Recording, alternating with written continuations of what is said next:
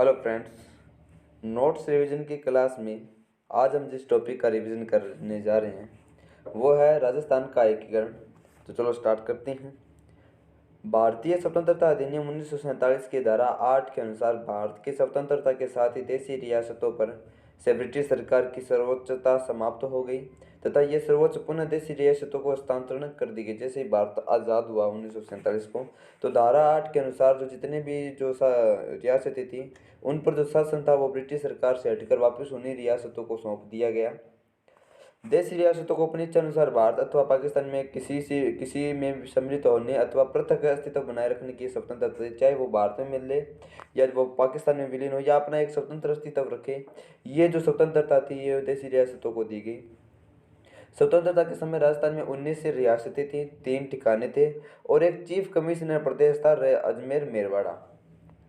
5 जुलाई 1947 को सरदार पटेल, जिन्हें लौह पुरुष कहते हैं, के नेतृत्व में रियासती विभाग का गठन किया गया तथा वीपी मेनन को उसका सलाहकार व सचिव नियुक्त किया गया। ठीक है, तो 5 जुलाई 1947 को सरदार पटेल के नेतृत्व में एक रियासती विभाग का गठन किया जाता है और जिसके जो सलाहकार थे वो थे वीपी मेनन। वायसराय माउंटबेटन ने रियासतों के विलय हेतु 2 प्रकार के प्रफा तैयार किए, यानी कि 2 प्रकार के प्रोफॉर्मे तैयार किए, जिनमें पहला है इंस्ट्रूमेंट ऑफ एक्सेशन।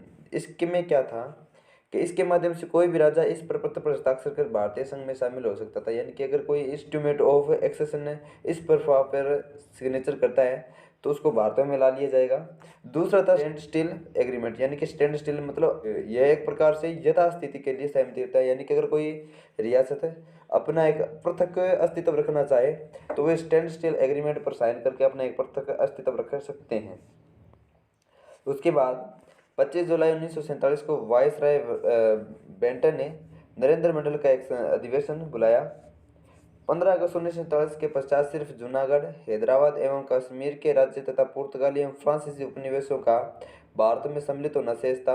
बाकी सभी रियासतों ने विलय पत्र पर हस्ताक्षर कर दिए थे। यानी कि जब भारत आज़ाद हुआ 15 अगस्त 1947, उस समय सिर्फ जूनागढ़, हैदराबाद और कश्मीर ये 3 राज्य थे और पुर्तगाली व फ्रांसीसी प्रदेश जैसे गोवा में उस समय पुर्तगाल था, तो वो जो प्रदेश थे वो यही 4-5 प्रदेश थे जो भारत में विलय नहीं हुए थे। बाकी सभी ने विलय पत्र पर हस्ताक्षर कर भारत में सम्मिलित होने का अपना प्रस्ताव दे दिया था। 7 अगस्त 1947 को महाराजा सादुर सिंह ने सम्मिलित पत्र पर इंस्ट्रूमेंट ऑफ एक्सेशन पर हस्ताक्षर कर दिए थे। 7 अगस्त 1947 को महाराजा जो शार्दुल सिंह थे उन्होंने इंस्ट्रूमेंट ऑफ एक्सेशन यानी कि भारत में विलय होने के लिए जो प्रपत्र तैयार किया गया था उस पर हस्ताक्षर कर दिया था। 14 अगस्त 1947 को धौलपुर नरेश उदयभान सिंह ने मिलाए पत्र पर हस्ताक्षर करने का अंतिम शासक थे। यानी कि 14 अगस्त 1947 को धौलपुर के जो नरेश थे उदयभान सिंह, वो मिलाए पर पत्र यानी भारत में सम्मिलित होने के जो प्रपत्र पर हस्ताक्षर करने वाले अंतिम शासक थे। रियासती विभाग के प्रमुख सरदार वल्लभ भाई पटेल ने यह घोषणा की कि स्वतंत्र भारत में वे रियासतें अपना पृथक अस्तित्व बनाए रख सकती हैं जिनकी जनसंख्या 10 लाख और वार्षिक आय 1 करोड़। यानी कि सरदार पटेल ने रियासतों के लिए एक छूट प्रदान करी थी कि वे जो रियासतें हैं सिर्फ वे ही अपना एक पृथक अस्तित्व रख सकती हैं जिनकी जो जनसंख्या है वो 10 लाख है और वार्षिक आय 1 करोड़ होनी चाहिए। अब आते हैं संघ बनाने का प्रयास किसने किया। तो राजस्थान संघ बनाने का प्रयास, तो राजस्थान की रियासतों को एक संघ के रूप में संगठित करने का कार्य सर्वप्रथम कोटा महाराव भीम सिंह ने क्या किया। यानी कि जो कोटा की जो स्वतंत्रता के समय जो शासक थे भीम सिंह, उन्होंने एक संघ बनाने का प्रयास किया। राजस्थान के जो अभी वर्तमान में जितने भी रियासतें हैं उनको मिलाकर एक संघ बनाने का प्रयास किया। उसके बाद आते हैं राजस्थान यूनियन। तो जो मेवाड़ के महाराणा थे भोपाल सिंह ने गुजरात, राजस्थान और मालवा के क्षेत्र को मिलाकर एक बड़ा संघ यूनियन बनाने के उद्देश्य से 25-26 जून 1940 को उदयपुर में राजाओं का सम्मेलन आयोजित किया। यानी कि जो मेवाड़ के यानी कि उदयपुर के जो भोपाल सिंह थे शासक महाराणा भोपाल सिंह, उन्होंने गुजरात का कुछ क्षेत्र, राजस्थान के कुछ क्षेत्र और मालवा के कुछ क्षेत्र को मिलाकर एक संघ यूनियन बनाने का उद्देश्य से 25-26 जून 1946 को उदयपुर में राजाओं की एक सम्मेलन या बैठक बुलाई थी। भोपाल सिंह ने के एम मुंशी को अपना संवैधानिक सलाहकार नियुक्त किया था। कोटा महाराव भीम सिंह ने हाड़ौती संघ बनाने का प्रयास किया था। कोटा के जो शासक थे महाराव भीम सिंह, उन्होंने एक हाड़ौती संघ बनाने का प्रयास किया था। वहीं मेवाड़ के जो शासक थे भोपाल सिंह, उन्होंने एक राजस्थान यूनियन बनाने का प्रयास किया था। ठीक है, डूंगरपुर महाराव लक्ष्मण सिंह द्वारा बागड़ संघ बनाने का प्रयास किया गया था। डूंगरपुर के जो उस समय के महारावल थे लक्ष्मण सिंह, उन्होंने अपने आसपास के जितने भी रियासतें थी उनको इकट्ठा करके बागड़ संघ बनाने का प्रयास किया था। उसके बाद आते हैं रियासतों का एकीकरण। यहाँ से अपना टॉपिक स्टार्ट होता है।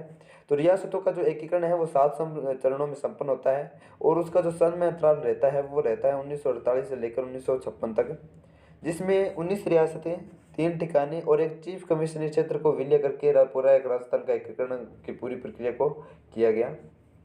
तो प्रारंभ करते हैं राजस्थान के एकीकरण के चरणों से। तो प्रथम चरण आता है मत्स्य संघ, जिसको जो प्रारंभ होता है 18 मार्च 1948। मत्स्य संघ प्रारंभ होता है 18 मार्च 1948।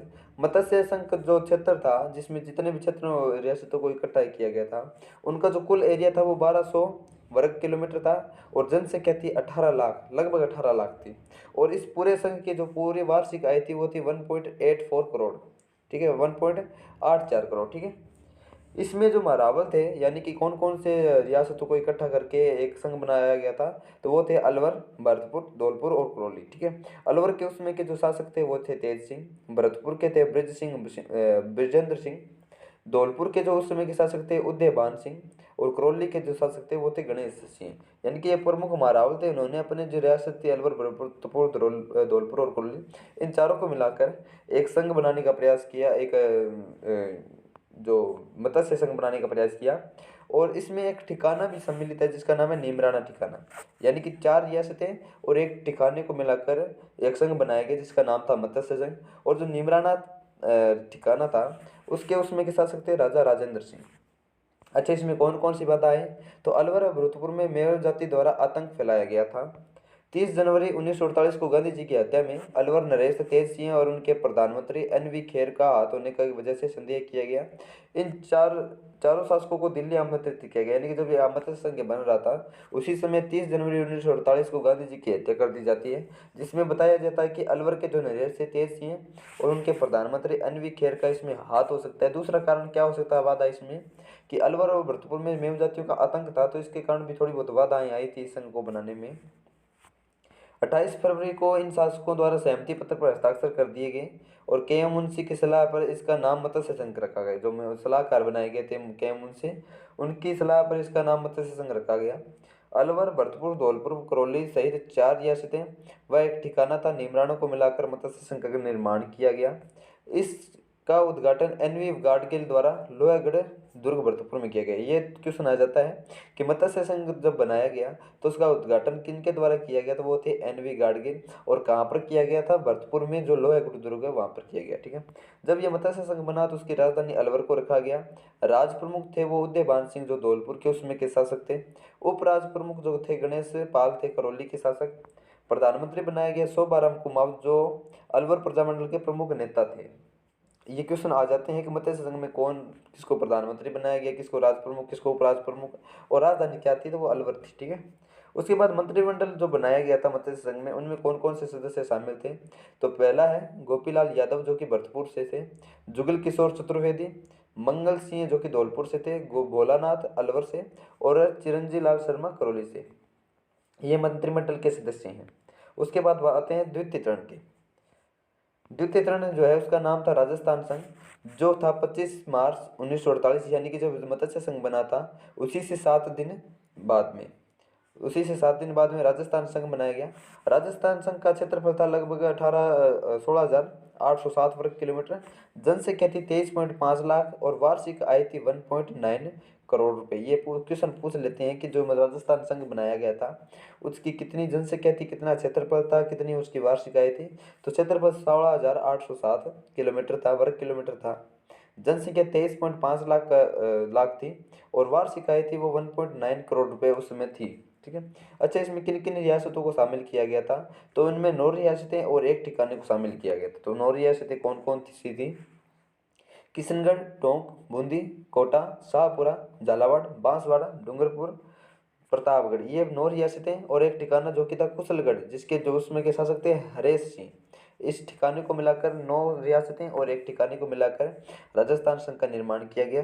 उस समय के जो किशनगढ़ के जो शासक थे वो थे सुमेर सिंह, टोंक के शासक थे शहादत, बूंदी के शासक थे बहादुर सिंह, कोटा के शासक थे भीम सिंह। यह तो आपको पता ही है। बूंदी के बहादुर सिंह आपको याद रखने के लिए आप ऐसे याद रख सकते हैं कि बै से बूंदी और बै से बहादुर सिंह। ठीक है। शाहपुरा के तो उसमें के शासक थे वो थे सुदर्शन सिंह, सया से शाहपुरा और सया से सुदर्शन सिंह। झालावाड़ के जो हरिश्चंद्र बहादुर उस समय के शासक थे। बांसवाड़ा के जो शासक थे उस समय के वो थे चंद्रवीर सिंह, और एक कुशलगढ़ ठिकाना जिसके शासक थे हरेंद्र सिंह। उसके अलावा डूंगरपुर के शासक लक्ष्मण सिंह बताया है बीता पहले वाले में, और प्रतापगढ़ के जो शासक थे उसमें के राम सिंह। बांसवाड़ा महारावल चंद्र सिंह ने विलय पत्र पर हस्ताक्षर करते समय कहा कि मैं अपने डेड वारंट पर हस्ताक्षर कर रहा हूँ। सामान्यतः क्वेश्चन आ जाता है कि किस शासक द्वारा विलय पत्र पर या एकीकरण के समय ये कहा गया कि मैं अपने डेड वारंट पर सिग्नेचर कर रहा हूँ। तो वो थे बांसवाड़ा के जो महारावल थे चंद्रवीर सिंह, उनके द्वारा ये कहा गया। और ये कथन वैसे क्वेश्चनों में बहुत बार आ जाता है।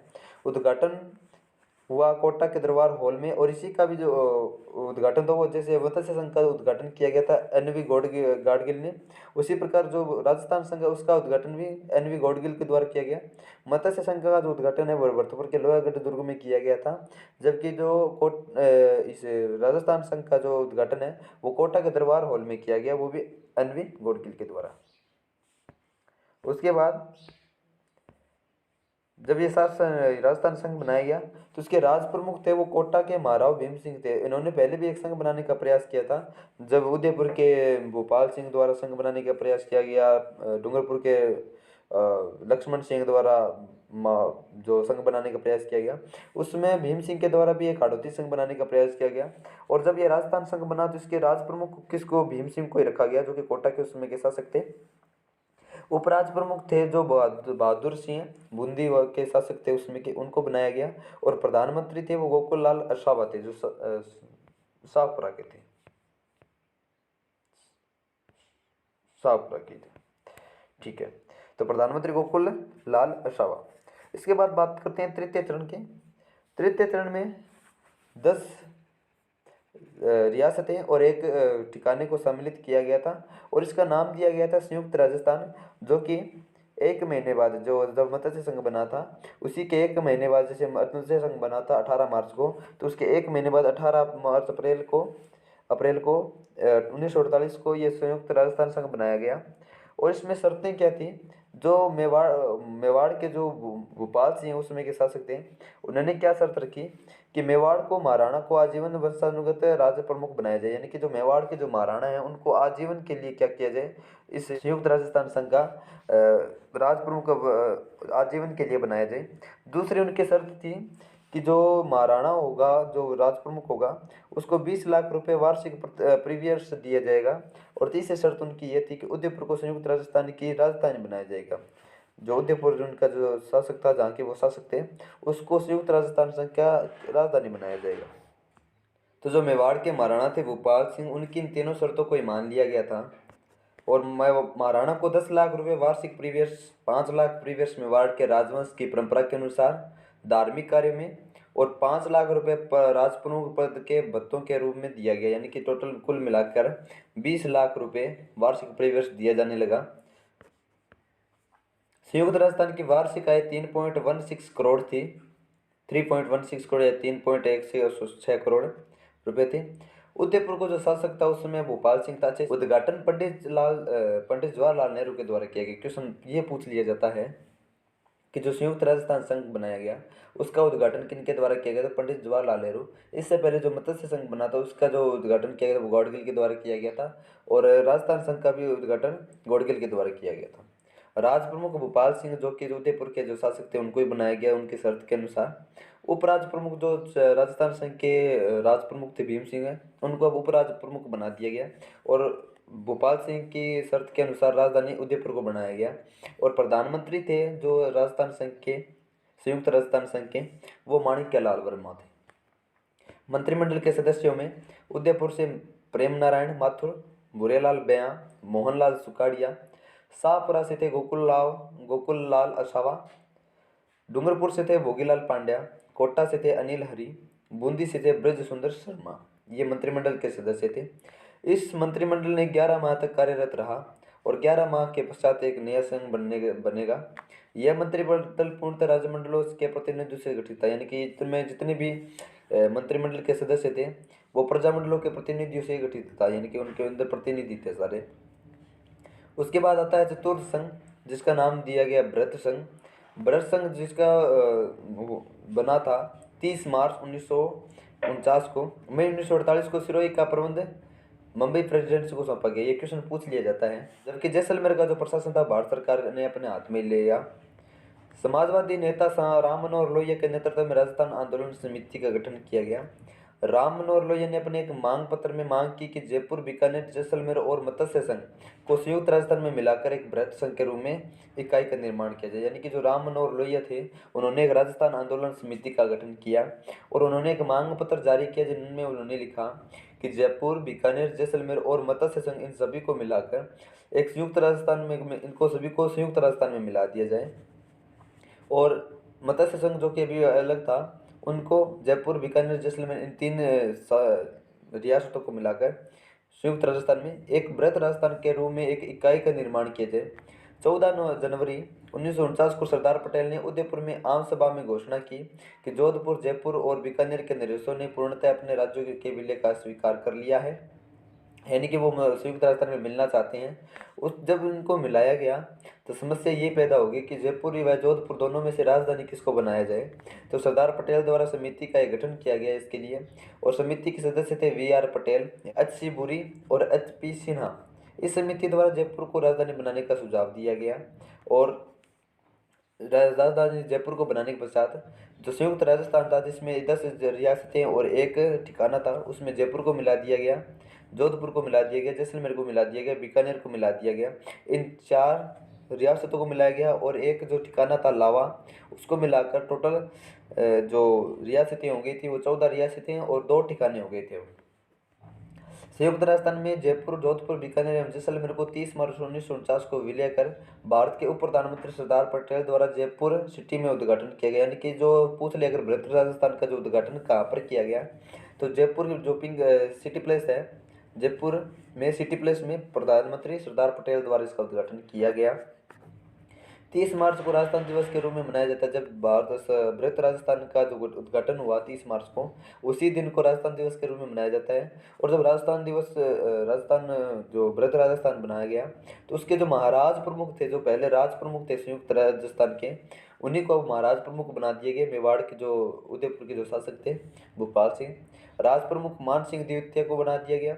उपराज प्रमुख भीम सिंह जो पहले भी उपराज प्रमुख थे जो कोटा से, उनको बना दिया गया। और बृहत राजस्थान के जो प्रधानमंत्री थे वो थे हीरालाल शास्त्री। इसके बाद मंत्रिमंडल के सदस्य थे सिद्धराज टर्डा जो कि जयपुर से थे, प्रेम नारायण माथुर उदयपुर से, भूरेलाल बयां उदयपुर से, वेदपाल त्यागी कोटा से, रघुवर दयाल गोकल ये बीकानेर से, फूलचंद वापणा, नरसिंह कछवाहा, राजा हनुमत सिंह जोधपुर से ये मंत्रिमंडल के सदस्य थे। उसके बाद 19 जुलाई 1948 को केंद्र सरकार के आदेश पर लावा ठिकाने को जयपुर राज्य में सम्मिलित किया गया। यानी कि पहले क्या था कि जो अभी बृहत राजस्थान में 4 रियासतें और एक ठिकाने लावा को मिलाया गया था, तो वो ठिकाना जो था उसको अब जयपुर के अंदर मिलाकर उसको ठिकाने न रखकर उसको जयपुर रियासत के अंदर मिला दिया गया 19 जुलाई 1948 को। राजस्थान के रूप में जयपुर P सत्यानारायण राव कमेटी की सिफारिश पर, यानी कि जो ठिकाने को मिलाया गया था जयपुर में वो किसकी सिफारिश पर मिलाया गया था, P सत्यानारायण राव कमेटी की सिफारिश पर। उसके बाद आता है विभागीय बंटवारा जब किया गया तो जो हाई कोर्ट थी वो जोधपुर में बनाई गई, शिक्षा विभाग है वो बीकानेर में बनाया गया, खनिज व कस्टम व एक्साइज जो विभाग है उसको उदयपुर में बनाया गया, वन व सहकारी विभाग को कोटा में बनाया गया और कृषि विभाग को भरतपुर में बनाया गया। जब मत्स्य संघ का निर्माण हुआ था उसी वक्त जो कृषि विभाग है उसको भरतपुर में शामिल कर लिया गया। शासक थे उस समय के जैसलमेर के शासक थे जवाहर सिंह, जैसलमेर से जैसलमेर जैसे जवाहर सिंह। बीकानेर के शार्दुल सिंह थे, जयपुर के मान सिंह द्वितीय थे, मान सिंह प्रथम है जिसको बृहत राजस्थान के राज प्रमुख बनाया गया। जोधपुर के थे राव राजा हनुमत सिंह और लावा के जो शासक थे उसमें वंश प्रदीप सिंह थे। उसके बाद बात आती है पंचम चरण की। संयुक्त व्रत राजस्थान, यानी कि चतुर्थ चरण था व्रत राजस्थान। इसके बाद आता है संयुक्त वृहत राजस्थान संघ, जो कि 15 मई 1949 को बनाया गया।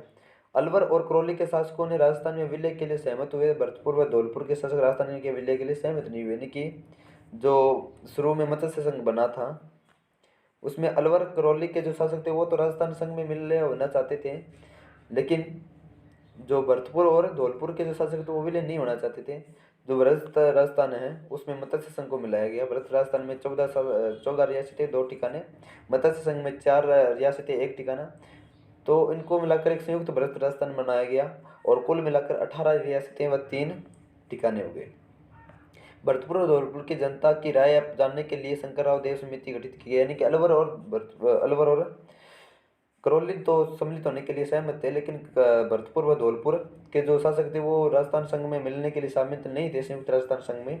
तो इसके लिए कमेटी का निर्माण किया गया जिसका नाम था शंकरराव देव समिति। इसका काम क्या था कि भरतपुर और धौलपुर की जनता से उनकी राय जानना कि वो क्या चाहते हैं।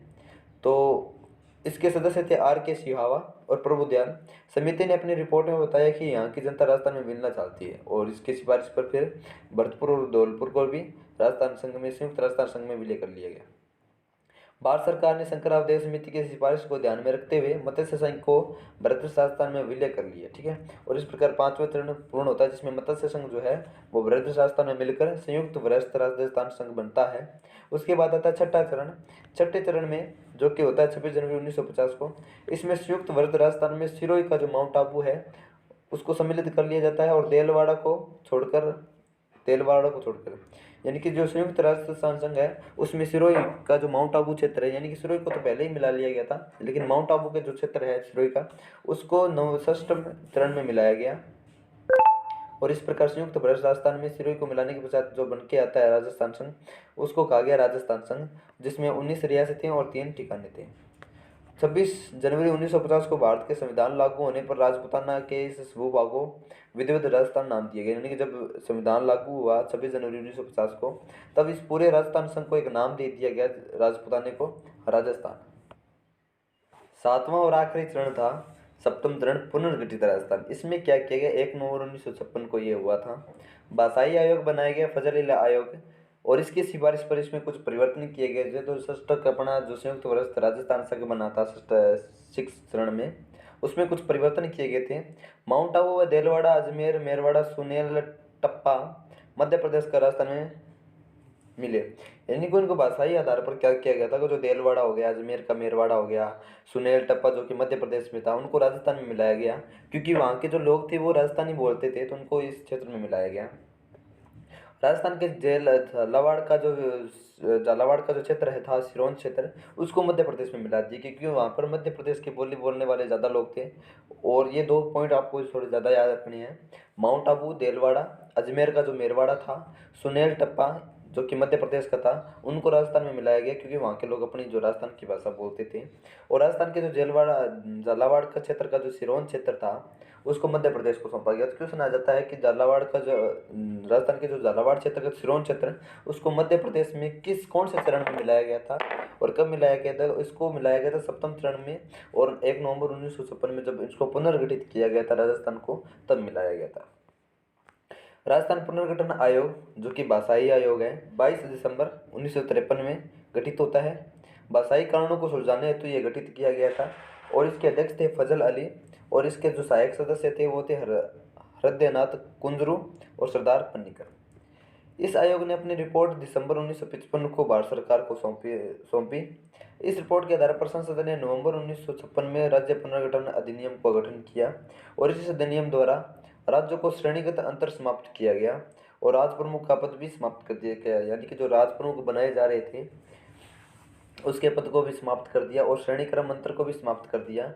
भारत के 2 श्रेणी के राज्य बढ़ गए। अब भारत में 2 प्रकार के श्रेणी के राज्य रह गए थे, एक तो राज्य और एक केंद्र शासित प्रदेश। जब 1 नवंबर को जब ये पुनर्गठित हुआ है उसमें जो भारत में जो राज्य थे वो 14 और केंद्र शासित प्रदेश थे 6। उन्होंने इस तंत्र को समाप्त कर दिया। जो राज्यों का श्रेणी में बांटने का जो क्रम था, ये इस श्रेणी का राज्य, ये इस श्रेणी का राज्य, उस तंत्र को समाप्त करते हुए सिर्फ 2 श्रेणी के जो राज्य रखे, एक था राज्य और एक था केंद्र शासित प्रदेश, जिस पर पूरा अधिकार केंद्र का रहता था।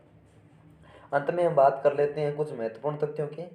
जैसे जब एकीकरण हुआ था राजस्थान का, उसमें कुछ प्रचलित किताबें हैं, जैसे फ्रीडम एट मिडनाइट, जिसके जो लेखक थे थेरी कॉलिंस व डोमिनिक लेपियर। दूसरी जो किताब है the last days of British Raj, इसके लेखक है लियोनार्ड मोजले। तीसरी किताब है एक्सेशन टू एक्सटिंक्शन, और इसके जो लेखक थे D.R. मानकेकर। एक किताब है ट्रांसफर ऑफ पावर, जिसके जो लेखक थे ब्रिटिश मुद्रालय। ठीक है।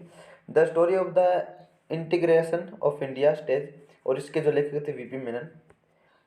इस एकीकरण में 8 वर्ष 7 माह और 14 दिन का समय लगा। सामान्यतः क्वेश्चन ये पूछ लिया जाता है कि एकीकरण की पूरी प्रक्रिया में कितना समय लगा था, तो 8 वर्ष 7 माह और 14 दिन का समय इसमें लगा था। और एकीकरण के पश्चात एकीकरण के समय जो सबसे प्राचीनतम रियासत थी वो अपनी मेवाड़ थी, सबसे छोटी रियासत शाहपुरा थी, सबसे नई रियासत थी वो थी झालावाड़, और सबसे बड़ी रियासत थी जोधपुर।